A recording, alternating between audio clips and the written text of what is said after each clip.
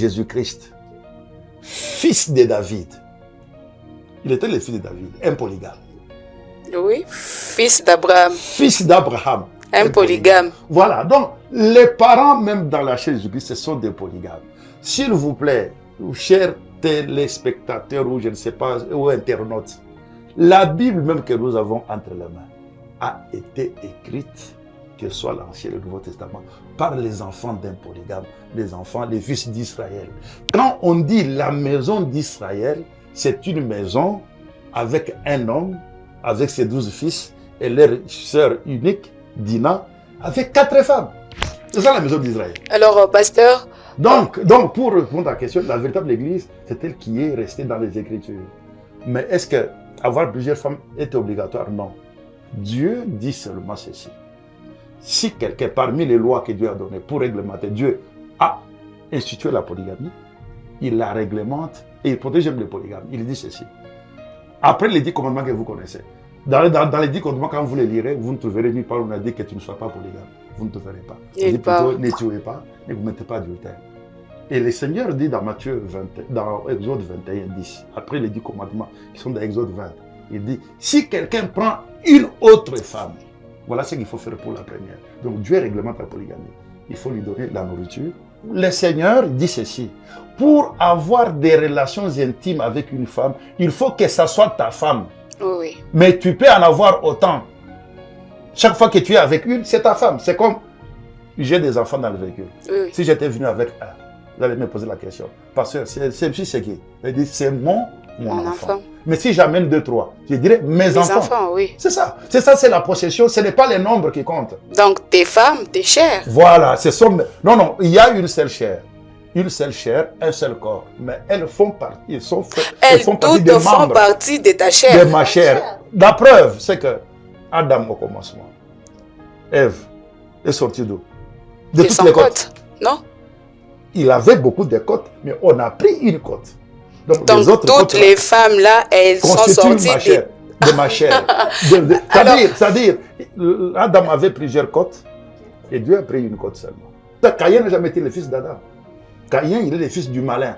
Le malin, ça, c'est le serpent. Voilà, là, ça pose problème. Comment est-ce qu'un serpent peut-il enceinter une femme? Un serpent ancien, pas l'actuel. Les serpents anciens parlaient, n'est-ce pas? Il avait une station bipède. Donc, ces serpents aussi avaient un sexe comme un homme? Mais comme ce que je suis en train de dire là, c'était un animal qui était dans le jardin d'Éden. Et la Bible dit que c'était l'animal le plus rusé. Oui. Comme nous en avons aujourd'hui. Maintenant, dans la tradition des Cherokee, on dit que c'était l'animal le plus nu. Parce que tu vas parler de la nudité. Il avait aussi sa nudité. Maintenant, c'est ça le chaînon manquant entre l'homme et les chimpanzés. Que les scientifiques ne trouvent pas. Parce que Dieu l'avait maudit, il a commencé à ramper. Parce qu'il a parlé, il a entraîné Ève dans un long discours. Ce que vous appelez aujourd'hui baratin. Oui. Il a baratiné, Ève a compris, elle a accepté. Elle est allée là manger le fruit. C'est ce qu'il est allé rapporter cette même affaire-là chez son mari. Vous voyez? Alors, ce serpent-là parlait, mais l'actuel n'est pas revenu parce qu'il a été maudit. Il commence à rentrer. Celui-là, il était bipède, station bipède, comme toi et moi. Donc, quand vous parlez du serpent, ne voyez pas le serpent qui a pris la forme du péché qu'il avait commis. Donc, je dois m'imaginer un serpent. Il faut d'abord faire un distinguo entre l'église du Seigneur Jésus-Christ, Yeshua HaMashiach, et les portes de l'enfer. Ce que tu viens de décrire ici, où le pasteur meurt, il est remplacé par son fils, et même c'est dit en avance, ça sont des boutiques, ce sont des portes de l'enfer. C'est-à-dire, si ça vient de Dieu, on le verra. Quand c'est Dieu qui établit, on voit que Dieu a établi Pierre dans la première église, l'église primitive, qui a commencé sur les sols juifs. Personne ne pouvait le contester. Et Pierre a démontré clairement que c'est lui qui était le pasteur. Aujourd'hui, regardez ici à Lubumbashi. Normalement, selon l'ordre établi par le Seigneur lui-même, on ne devait avoir qu'une assemblée de l'église dans chaque ville. Et c'est là où évoluent tous les ministères. Une seule assemblée. Prenons dans la curielle des pentecôtistes. Ils sont nombreux ici. Vous avez la Malamba, vous avez Polemoa, vous avez Kabamba. Ils sont tous sont des pentecôtistes. Pourquoi ils ne peuvent pas avoir une seule assemblée? Il faut se poser des questions. Pourquoi ils ne sont pas ensemble? Or, l'Écriture dit à la Pentecôte, tous ceux qui avaient cru étaient en un même lieu. Donc, ici, comprenez que ce qui les attire, c'est beaucoup plus l'argent. C'est les laits que les brebis vont produire. C'est ce que vous voyez, on apporte des évangiles, un évangile social pour promouvoir les femmes qui mettent des pantalons dans l'église, les femmes qui prêchent et tout ça. Pour qu'ils apportent de l'argent. On ne prêche que les bénédictions. Mais la vraie parole, la parole de Dieu, pour que les gens croient et qu'ils soient sauvés, on ne la prêche plus. On est dans les gènes interminables, dans les histoires. Donc, d'ailleurs, tu as bien parlé des églises. Je vous ai dit ici qu'il n'y a qu'une seule église, la véritable. Ce sont les portes de l'enfer. Ce sont les gens, ce sont des commerçants, en fait. La parole du Seigneur. C'est ce que les autres font aujourd'hui. Ils falsifient la parole. Oui, ils falsifient la parole. Mais qu'est-ce qui vous prouve que ces pasteurs-là falsifient la parole de Dieu? Prenons, par exemple, seulement un point. Et la grande église prostituée, mère, c'est l'église catholique. Pierre, dont eux se réclament comme étant leur premier pape, n'est-ce pas? Oui, oui. Mais Pierre n'a pas baptisé au nom du Père, Fils, Saint-Esprit. Pierre a immergé les gens dans les eaux profondes au nom de Jésus-Christ. Mais eux ne suivent pas ça. Non, ils ont falsifié l'Écriture. Donc, eux... Bon, ils sont tracés leur propre chemin à eux. On comprend Donc, ils ont quitté le fondement fondamental de l'Église, qui est la Bible et la parole du Seigneur révélée. Ils ont apporté les pensées des humains. Et ils appellent ça Église. C'est pour ça que beaucoup seront désillusionnés à la fin. Beaucoup adorent Satan, pensant qu'ils adorent Dieu. Parce que dès lors que Dieu ne se retrouve plus, la parole de Dieu n'est plus là-bas, c'est fini, vous adorez Satan. Alors, c'est pour ça que pour aller au ciel, pour le salut, il ne s'agit pas de 50%. Non, non. Pour Dieu, c'est 100%.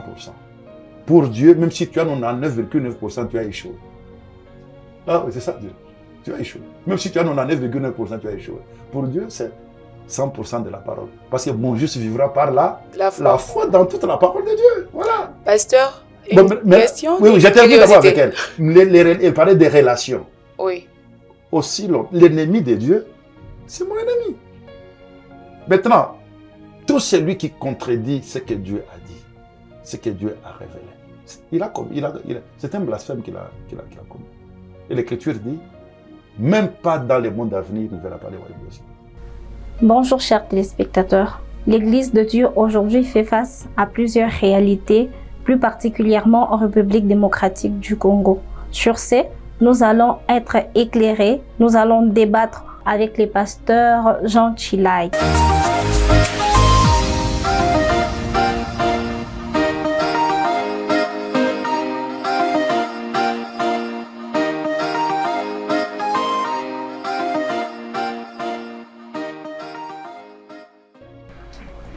Bonjour pasteur. Bonjour. Pasteur Jean, j'aimerais qu'aujourd'hui nous puissions parler sur les réalités dont nous rencontrons dans des églises aujourd'hui.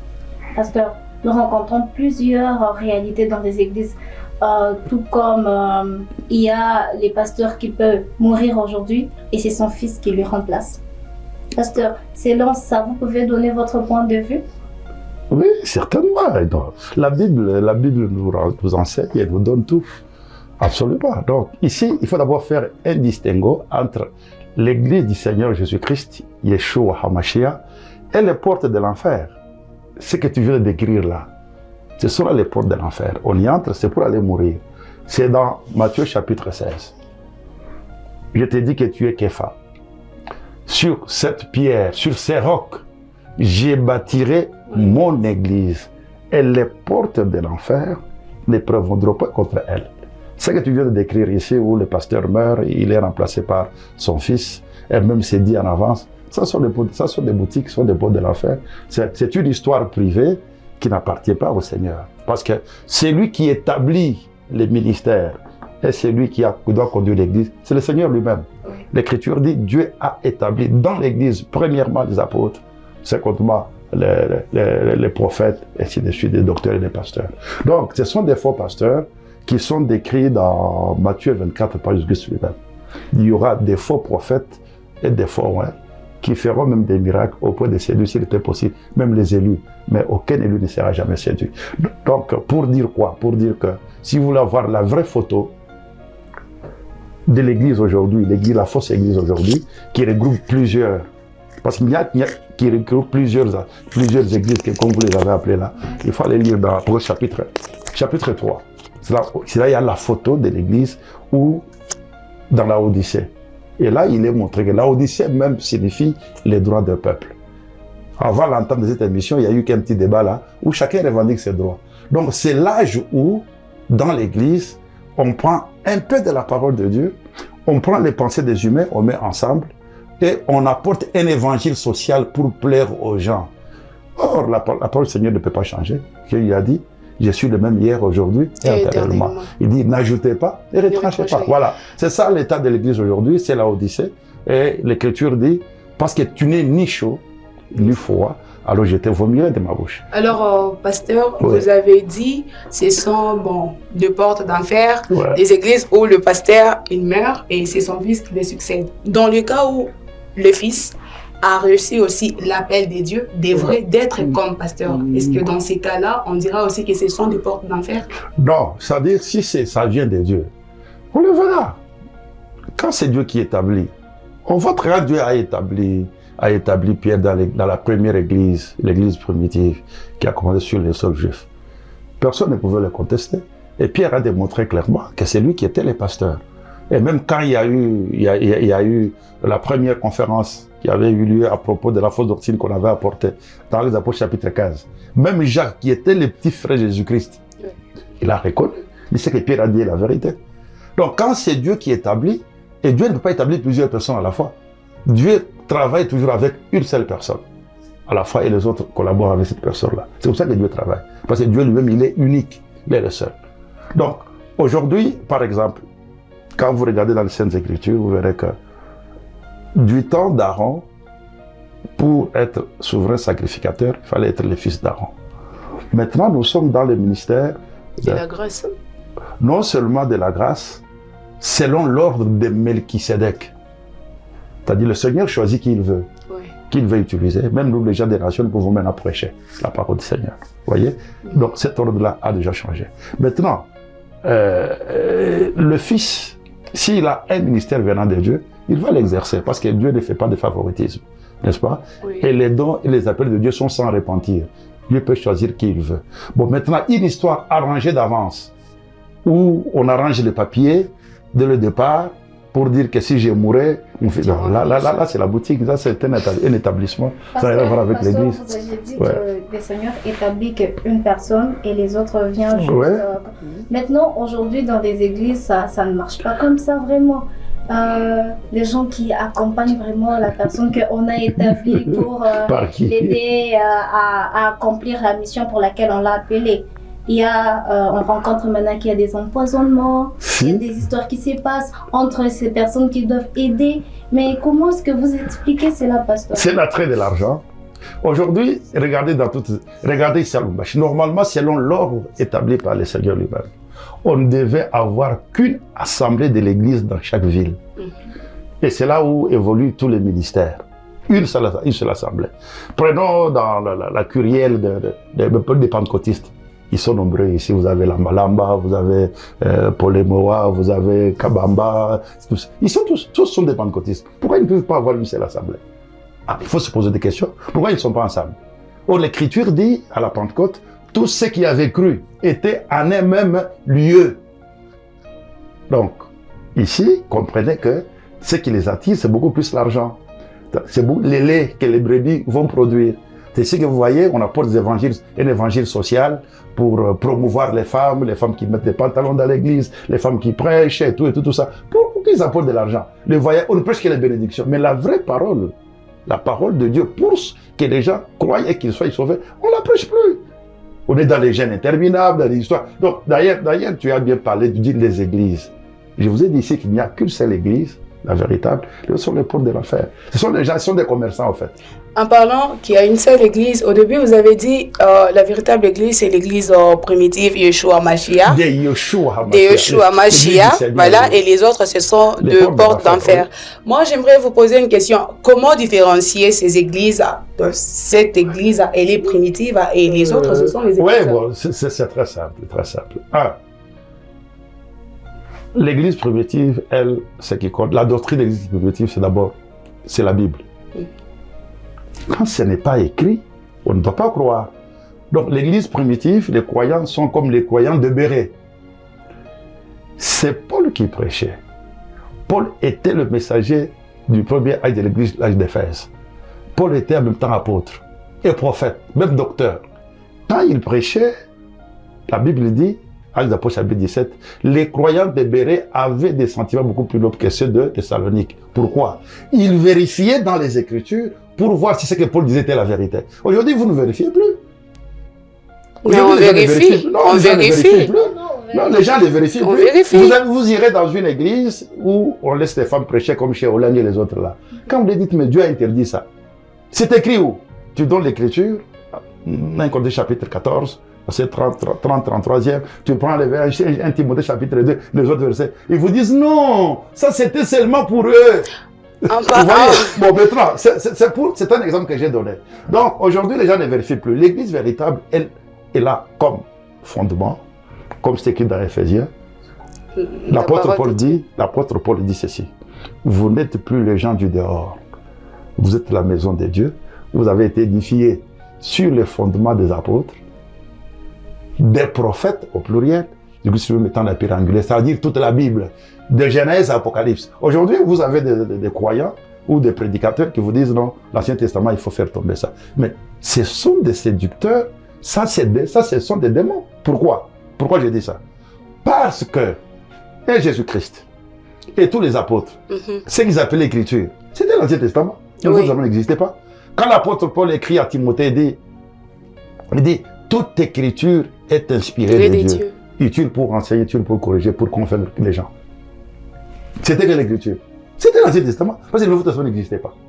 Le Nouveau Testament est venu plusieurs années. Après la mort de Jésus, disons. Même après la mort des apôtres, c'est vers les années 300, 400, qu'on a rassemblé les écrits de Paul, de Pierre, des Jean et les évangiles pour faire ce que nous avons le Nouveau Testament. Et Jésus-Christ, je le répète encore, et Jésus-Christ allait dans Luc 24 pour se prêcher lui-même. Il s'est prêché avec l'Ancien Testament. Il dit, il prit Moïse, les prophètes et les psaumes, et il leur expliqua tout ce qui les concernait. Aujourd'hui, si tu veux prêcher Christ, prends d'abord l'Ancien Testament. C'est-à-dire les livres qui vont, les livres, c'est-à-dire cette section de livres qui va de Genèse à Malachie. C'est tout ce qu'ils avaient comme écriture. Et l'apôtre Paul dit dans 1 Corinthiens chapitre 4, il dit, n'allez pas au-delà de ce qui est écrit. Le Nouveau Testament, même pas une lettre n'existait encore. Voilà. Alors, en parlant toujours de la parole, vous avez dit, l'église véritable doit se baser sur la parole. Bon, il y a de ces pasteurs révélés sur la parole. Chaque pasteur... La parole de Dieu, mais qui est révélée. Oui. Chaque pasteur a sa façon d'interpréter ou de comprendre les Écritures. Si le pasteur comprend d'une manière ou d'une autre les Écritures et enseigne au peuple de Dieu, comment parvenir à savoir que cette parole que le pasteur vient d'interpréter ou de prêcher, elle n'est pas bonne, selon que les Écritures, selon la révélation de Dieu? Non, bonne question que tu as posée. D'ailleurs, le pasteur, lui, n'a pas interprété les Écritures. L'interprète de Dieu, c'est le prophète. La Bible dit dans Amos 3,7, Dieu ne fait rien sans avoir révélé ses secrets à ses serviteurs. Le pasteur. Non, le prophète. C'est ça. Ce sont les prophètes. Maintenant, là encore, il faut faire un distinguo. Il y a les prophètes de l'Écriture et il y a les gens qui ont les dons de prophétie. C'est différent. Il y a les prophètes comme Moïse, comme Jean-Baptiste, comme Élie, Isaïe, comme les autres là. Et voilà, Isaïe. Et ils viennent, c'est pour interpréter les Écritures. Vous donnez la pensée de Dieu sur l'Écriture. Mais par contre, les dons de prophétie, que Dieu peut donner à quelqu'un et peut le ravir, c'est quelqu'un qui vient vous dire, bon, aujourd'hui, quoique nous soyons en saison sèche, mais il va pleuvoir demain. Dieu lui montre ça. Oui. Alors faites attention. Et demain, nous devons attendre. Et la Bible dit, 1 Corinthiens chapitre 14, il faut qu'il y ait des juges. On écrit la prophétie et on attend. Si demain il n'y a pas la pluie, on va lui dire, frère, toi tu es un menteur, tu as trompé, tu as dit des mots, viens te repentir. S'il pleut, nous disons, oh le Seigneur nous a parlé par le frère. Mais là encore, ce n'est pas la preuve que celui-là il est né de nouveau, c'est un enfant de Dieu. Parce que même les faux oins font des miracles. Ouais. Et actuellement, c'est très fréquent. C'est très fréquent. C'est ça l'écriture de Matthieu 24. C'est ça même l'état de cette cuillère d'assemblée que nous avons, non seulement dans la vie, mais dans le monde entier. Ils n'ont rien à voir avec Dieu. Et le Seigneur, c'est sûr que le livre d'Apocalypse, ils ne peuvent pas en parler. Pour comprendre le livre d'Apocalypse, il faut un prophète. Et Dieu nous a envoyé un messager au temps de la fin, qui est aussi le prophète de Malachie 4, 5, 6b. C'est lui qui est venu nous interpréter. Donc l'interprétation de la parole, il faut un voyant, il faut un prophète envoyé par Dieu. C'est à lui que Dieu accorde la compréhension et la pensée de l'écriture. Je prends un exemple. Oui. Vous lisez souvent dans Matthieu chapitre 28, 19, où il est dit, allez faire de toutes les nations mes disciples. Baptisez-le au nom du Père, du Fils et du Saint-Esprit. Et beaucoup, vous avez maintenant les trinitaires qui disent il faut les baptiser au nom du Père. Mais là, il n'y a aucun nom. Mais un prophète de Dieu est venu, il lui a dit non. Quand vous lisez même le verset, vous verrez que le nom, il est au singulier. Ce n'est pas au pluriel. Père, Fils, Saint-Esprit, ce n'est pas les noms. Les noms pour le baptême, c'est Jésus-Christ. C'est ce que Pierre avait compris par révélation. Et il est allé baptiser quand on lui a posé la question. Que devons-nous faire, homme frère? Il dit, repentez-vous, que chacun soit baptisé au nom du Seigneur Jésus-Christ pour la rémission de vos péchés.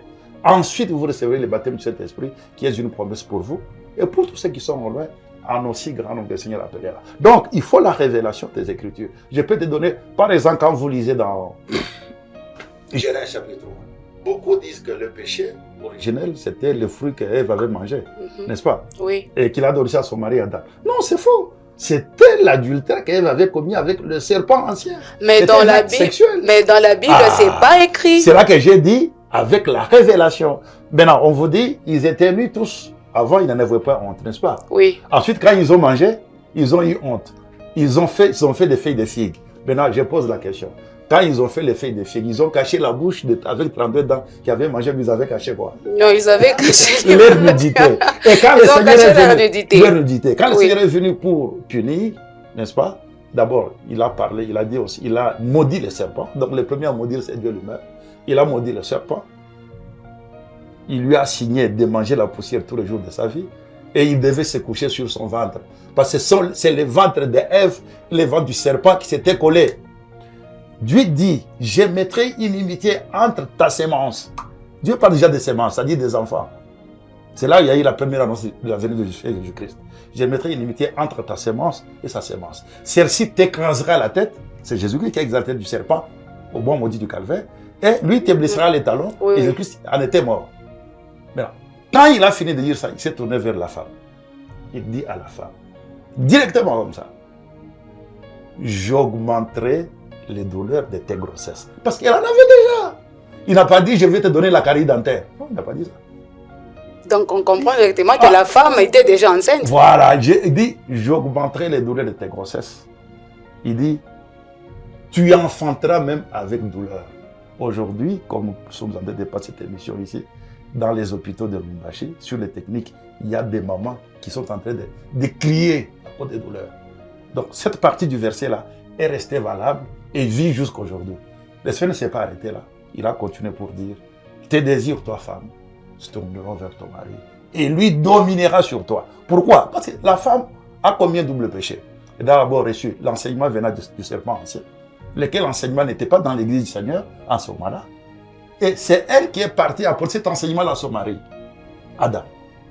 Parce que Dieu dit, qui t'a appris que tu es nu? Adam a répondu, la femme que tu m'as donnée. Pasteur, Oui. dans des églises, aujourd'hui, nous avons des non-croyants, des faux croyants. C'est pas tout le monde, quand nous partons à l'église ou nous retrouvons dans l'église, que nous écoutons cette parole et nous la mettons en pratique. Maintenant, vous avez parlé de la révélation de la parole. Ouais. Maintenant, de travers cette révélation, quelle est la révélation donc on peut donner à ces non-croyants, à ces personnes qui viennent juste parce qu'on doit aller à l'église? Oui, ça dit qu'il faut d'abord savoir une seule chose. Le salut, c'est une affaire de la prédestination. Le Seigneur dit, ce qu'il a connu d'avance, il les a appelés. Ce qu'il a appelés, il les a justifiés.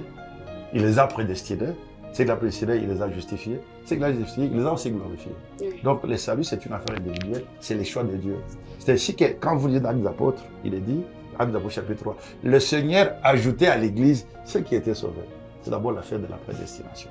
Bon, maintenant, dans l'église, il y a toujours trois sortes de croyants. Tous on les appelle des croyants. Oui. Même dans l'église de Jésus-Christ, il y avait 3 sortes de croyants. Il y avait les véritables croyants comme Pierre et les autres, qui, quand les 70, qui étaient des incrédules, quand Jésus-Christ a prêché une parole dure, ils sont partis. Mais les 12 sont restés, n'est-ce pas? Oui. Parmi les 12, il y avait aussi un démon qui était Judas. Lui, c'était un soi-disant croyant. Judas, c'est ça Judas. Lui, il est resté dans l'église. Mais les véritables croyants, quand Jésus s'est retourné, il leur a dit, mais Pierre retourne. Vous aussi, pourquoi vous ne partez pas? Ils ont dit quoi? À qui irions-nous encore? Parce que nous avons, toi, tu as les paroles de vie. Nous allons rester avec toi. Ça, c'était des véritables. Donc, dans l'église véritable, je ne parle pas des faux. C'est les faux là, on ne parle même pas de, croyants, soi-disant croyants. Ce sont tous des incrédules. Ah bon? Pourquoi? Parce qu'ils rejettent l'ordre de Dieu. Le Seigneur dit ceci. Jean chapitre 6.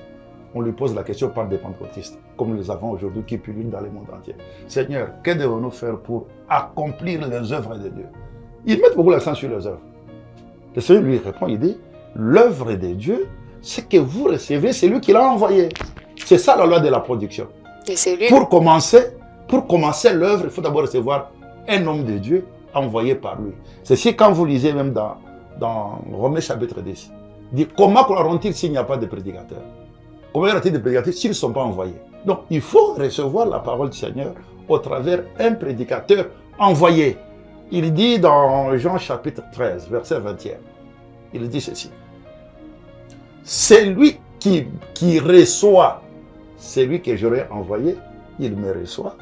Il reçoit aussi celui qui m'a envoyé. Donc, pour connaître Jésus-Christ, il faut recevoir un serviteur. C'est lui qui va te présenter la parole du Seigneur. Regarde, le l'eunuque éthiopien, il revenait de Jérusalem. Il venait d'adorer. Il rentrait, n'est-ce pas, en Éthiopie chez lui. Mais comme il était imprédestiné, ça c'est pour répondre de manière concise à ta question. Comme il était imprédestiné, le Seigneur a fait quoi? Il lui a envoyé Philippe, qui était en Samarie. Philippe est arrivé, il l'a trouvé, il était dans son char. Il lisait les livres d'Ésaïe, Ésaïe 53.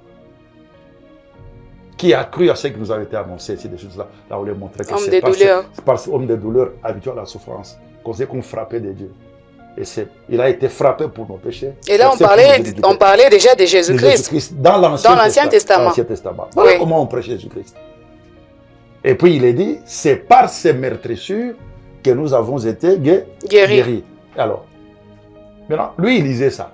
Il venait d'adorer pourtant, mais il ne comprenait rien des Écritures. Maintenant, Dieu, comme c'était un prédestiné, le Seigneur lui a envoyé Philippe. Quand Philippe est arrivé, il lui a posé la question.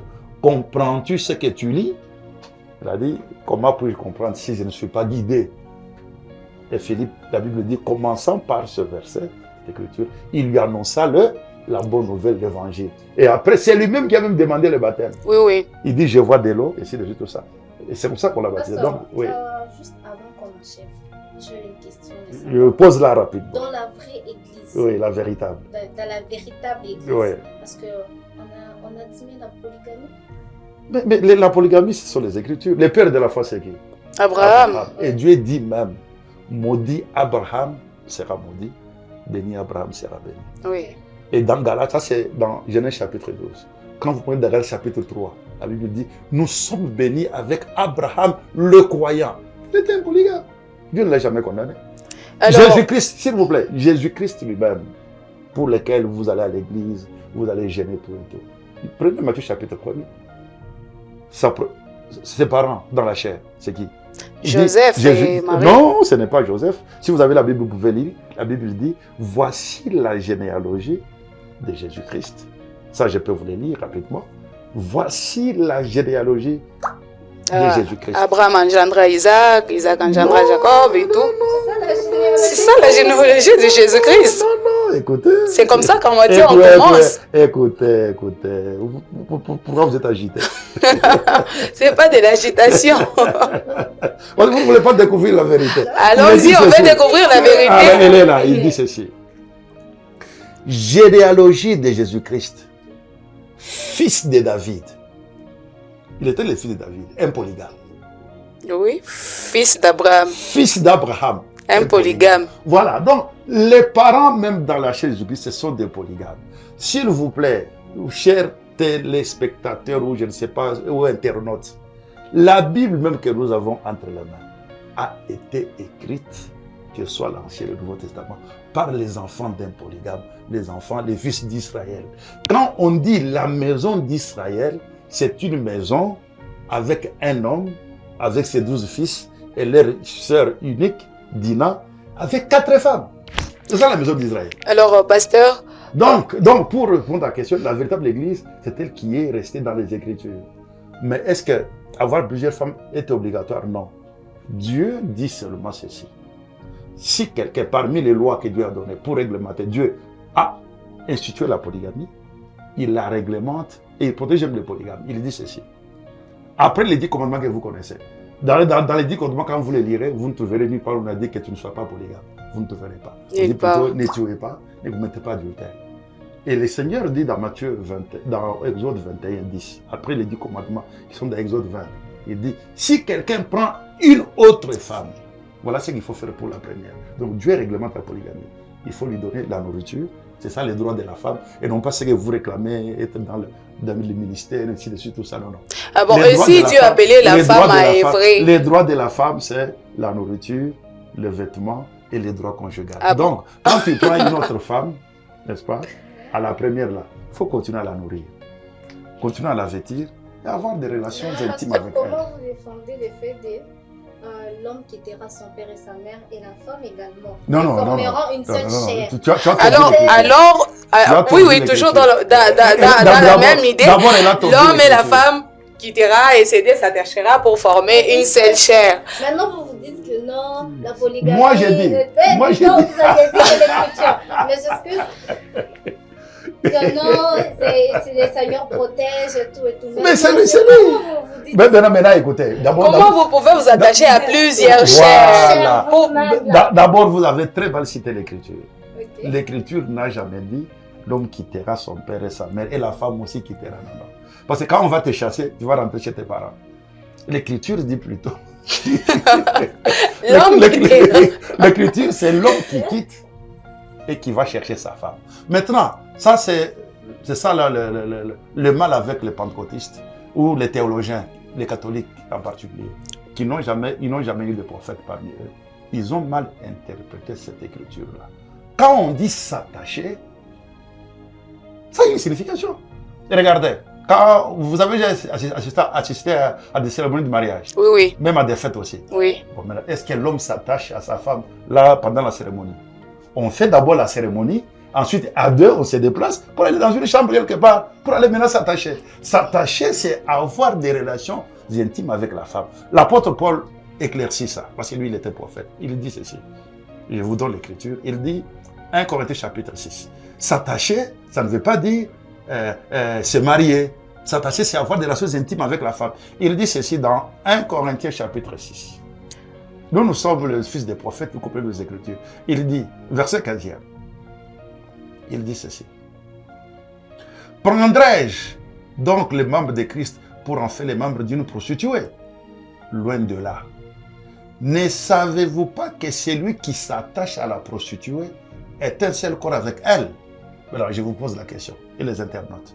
Comment s'attacher à une prostituée? C'est en marchant avec elle dans la rue?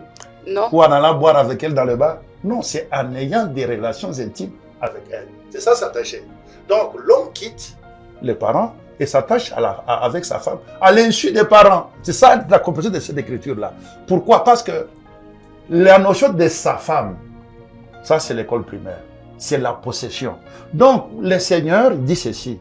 Pour avoir des relations intimes avec une femme, il faut que ça soit ta femme. Oui. Mais tu peux en avoir autant. Chaque fois que tu es avec une, c'est ta femme. C'est comme, j'ai des enfants dans le véhicule. Oui. Si j'étais venu avec un, vous allez me poser la question. Parce que c'est qui? C'est mon enfant. Mais si j'amène 2, 3, je dirais mes enfants. Oui. C'est ça. C'est ça, c'est la possession. Ce n'est pas les nombres qui comptent. Donc, tes femmes, tes chairs. Voilà. Non, il y a une seule chair. Une seule chair, un seul corps. Mais elles font partie. Elles font partie des membres. Font partie de ta chair. De ma chair. La preuve, c'est que Adam au commencement, Ève est sortie d'où? De toutes les côtes. Non? Il avait beaucoup de côtes, mais on a pris une côte. Donc les autres toutes les femmes là, elles sont sorties de ma chair. C'est-à-dire, Adam avait plusieurs côtes Et Dieu a pris une côte seulement. Alors, pour avoir toutes ces femmes-là, Dieu a pris 5 côtes pour les former. Maintenant, nous sommes dans une autre dispensation. Okay. Ce n'est plus la création. Maintenant, c'est la reproduction par la voie du sexe, voulu par Satan, accepté par Ève et Adam, et Dieu a accepté ça. C'est une volonté permissive de Dieu. Parce qu'au commencement, Dieu créait. Tout est venu à la vie par la création. C'est Satan qui connaissait les lois de Dieu qui est allé. C'est pour ça que Caïn n'a jamais été le fils d'Adam. Caïn, il est le fils du malin. Le malin, ça, c'est le serpent. Voilà, là, ça pose problème. Comment est-ce qu'un serpent peut-il enceinter une femme? Un serpent ancien, pas l'actuel. Les serpents anciens parlaient, n'est-ce pas? Il avait une station bipède. Donc, ces serpents aussi avaient un sexe comme un homme? Mais comme ce que je suis en train de dire là, c'était un animal qui était dans le jardin d'Éden. Et la Bible dit que c'était l'animal le plus rusé. Oui. Comme nous l'avons aujourd'hui. Maintenant, dans la tradition de Shuraki, on dit que c'était l'animal le plus nu. Parce que tu vas parler de la nudité. Il avait aussi sa nudité. Maintenant, c'est ça le chaînon manquant entre l'homme et les chimpanzés. Que les scientifiques ne trouvent pas. Parce que Dieu l'avait maudit, il a commencé à ramper. Parce qu'il a parlé, il a entraîné Ève dans un long discours.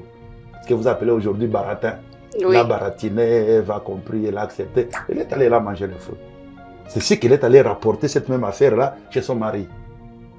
Vous voyez? Alors, ce serpent-là parlait, mais l'actuel ne parle plus parce qu'il a été maudit. Il commence à rentrer. Celui-là, il était bipède, station bipède, comme toi et moi. Donc, quand vous parlez du serpent, ne voyez pas le serpent qui a pris la forme du péché qu'il avait commis. Donc, je dois m'imaginer un serpent avec un sexe, un serpent qui... Même les actuels, là, ont des sexes.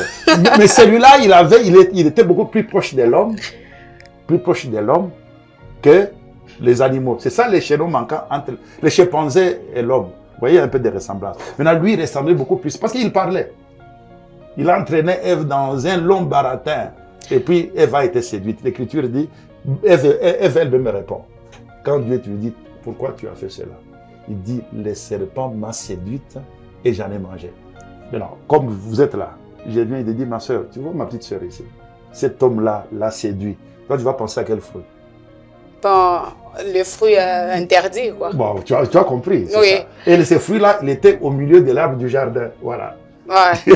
Parce que... Nous sommes presque à la fin, mais j'ai une question avant d'achever.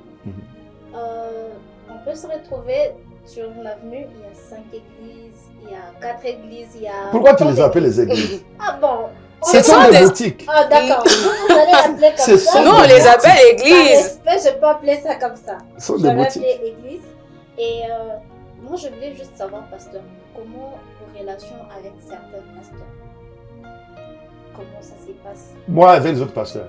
Non, c'est la guerre. Jésus-Christ avec les pharisiens, c'était la guerre. Il les maudissait à tout moment. Lisez Matthieu 23. Malheur à vous, scribes et pharisiens hypocrites. Pourquoi il avait crucifié? Pourquoi il avait livré entre les mains des Romains? Parce qu'il ne s'attendait pas. Parce qu'il falsifiait la parole du Seigneur. C'est ce que les autres font aujourd'hui. Ils falsifient la parole? Oui, ils falsifient la parole. Mais qu'est-ce qui vous prouve que ces pasteurs-là falsifient la parole de Dieu? Prenons par exemple, prenons seulement un point. Et la grande église prostituée, mère, c'est l'église catholique. Pierre, dont eux se réclament comme étant leur premier pape, n'est-ce pas? Oui, oui. Mais Pierre n'a pas baptisé au nom du Père, Fils, Saint-Esprit. Pierre a immergé les gens dans les eaux profondes au nom de Jésus-Christ. Mais eux ne suivent pas ça. Non, ils ont falsifié l'Écriture. Donc, eux... Bon, ils sont tracés leur propre chemin à eux. On comprend Donc, ils ont quitté le fondement fondamental de l'Église, qui est la Bible, qui est la parole du Seigneur révélée. Ils ont apporté les pensées des humains. Et ils appellent ça Église. C'est pour ça que beaucoup seront désillusionnés à la fin. Beaucoup adorent Satan, pensant qu'ils adorent Dieu. Parce que dès lors que Dieu ne se retrouve plus, la parole de Dieu n'est plus là-bas, c'est fini, vous adorez Satan. Alors, c'est pour ça que pour aller au ciel, pour le salut, il ne s'agit pas de 50%. Non, non. Pour Dieu, c'est 100%. Pour Dieu, même si tu as 99,9%, tu as échoué. Ah oui, c'est ça, Dieu. Tu as échoué. Même si tu as 99,9%, tu as échoué.